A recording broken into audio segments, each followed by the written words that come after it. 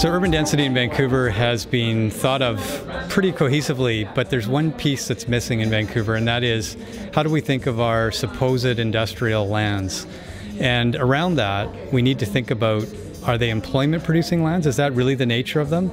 And if so, can we think about them differently in the sense that there could be three-dimensional aspects to the zoning of Vancouver? In other words, we can have job-producing spaces within land that includes residential and specifically affordable residential.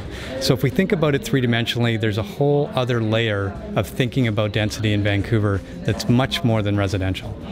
So flexible zoning and flexible thinking around space is pretty critical to the future of cities and to density.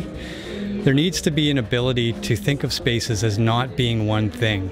If you think of the history of humanity and great cities through time, spaces in buildings and in public space are able to adapt to the changing needs of societies.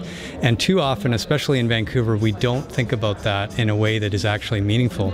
We tailor our spaces to very specific uses in a very specific moment in the history of our city. So we need to think of larger span spaces, spaces that can change the way they're heated and cooled, spaces that are adaptable to all sorts of varieties of uses.